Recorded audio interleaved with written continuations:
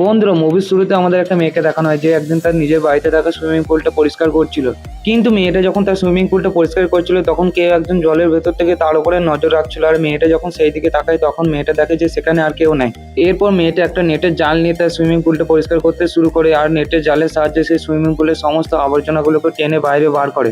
এরপর আমরা দেখি যে সুইমিং পুলের ভেতরে বেলুনের পেছন থেকে একটা মেয়ে সেই মেয়েটার উপরে নজর রাখছে, কিন্তু মেয়েটা যখন সেই দিকে তাকায় তখন সেখানে আর কেউ ছিল না। আর তখনই হঠাৎ মেয়েটা সেই জালটা জলের মধ্যে কোথাও একটা আটকে যায়, আর মেয়েটা যখন সেই জালটাকে জোরে টানতে যায় তখন মেয়েটা নিজেই সেই জলের মধ্যে পড়ে যায়। তারপর মেয়েটা যখন সুইমিং পুল থেকে সাঁতরে বেরোনোর চেষ্টা করে তখন সে মেয়েটা আবার তার পেছনে চলে আসে এবং মেয়েটা এবারও পেছনে দেখলে সেই মেয়েটা পেছন থেকে আবার উধাও হয়ে যায়। কিন্তু ঠিক তখনই সে জলের ভেতরে মেয়েটা ডুবে ডুবে মেয়েটার কাছে যায় এবং তার পা দুটো ধরে টেনে তাকে জলের ভেতরে টানতে শুরু করে। তারপর মেয়েটা ভয়ে ভয়ে কোনো মতে সেই সুইমিং পুল থেকে বেরোনোর চেষ্টা করে, কিন্তু সে জলের ভেতরে মেয়েটা তাকে একেবারে জলের ভেতরে টেনে ডুবিয়ে মেরে ফেলে। তারপর আমরা দেখি যে সেই জলের ভেতরে মেয়েটা আসলে একটা জলপরি ছিল।